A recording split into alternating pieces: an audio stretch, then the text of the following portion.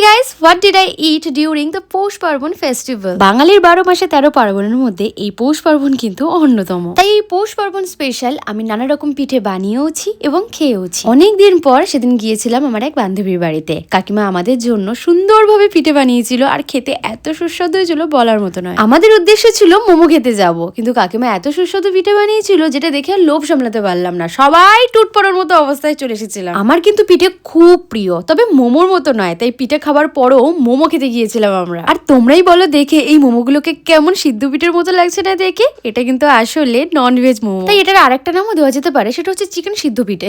By the way, আমরা গিয়েছিলাম সোদপুরে। আর সোদপুরে যখনই আমরা যাই এই দোকান থেকেই খাবার খাই, কারণ এই দোকানে বেশ ভালো ভালো রান্না করে। অন্যের হাতে রান্না তো বেশ জমিয়ে খেলাম, এইবার পালা আমার নিজের হাতে রান্না করে খাওয়ার। পৌষ পার্বণের দিন নিজের বাড়িতে একটু পিঠে না বানালে হয় বলো? আমরাই যদি এই ট্র্যাডিশন গুলোকে না মেনে চলি, আমাদের পরের প্রজন্ম কি মানবে? আর তারা তো সব ভুলেই যাবে। আর এই পিঠে যে খেতে এত সুন্দর হয়, সেই সুস্বাদু স্বাদটাই তারা পাবে না কখনো। ব্যাস, গল্প করতে করতে নারকেলটা কোচানো হয়ে গেছে আর গুড় দিয়ে মাখিয়ে আমি গ্যাসেও চাপিয়ে দিলাম। এবার পালা একে একে পুলি পিঠেগুলো বানানোর। আমি এখানে সুজি এবং চালের গুঁড়ো দিয়ে একটা হালকা সফট ডো বানিয়ে রেখেছিলাম, আর সেটা দিয়ে একে একে পুলি পিঠেগুলো বানাবো। সুজি দেওয়ার কারণ একটাই, পরের দিন যখন বাসি হয়ে যাবে পিঠেগুলো তখন তো খেতে খুব সুন্দর হবে, তার সাথে সফটও থাকবে। তবে যাই বলো, যতই সফট থাকুক না কেন, সেই চালের গুঁড়ো দিয়ে অথেন্টিক বেঙ্গলি স্টাইল পিঠে যেগুলো গ্রামে আমরা খেয়ে এসেছি, তার টেস্ট অতুলনীয়। এখান থেকে কিছুটা পুলি পিঠে দিয়ে আমি সিদ্ধ ভাপা করবো, আর কিছুটা পুলি পিঠে আমি দুধে দিয়ে ফোটাবো। আর তার সাথেই ছোট ছোট বল বানিয়েছিলাম, সেগুলোও দুধে দিয়ে ফোটাবো। তোমরা অনেকেই জানো না হয়তো, বা অনেকেই হয়তো জানো, পিঠে কিন্তু শুধু বাঙালির ইমোশন নয়, পিঠে কিন্তু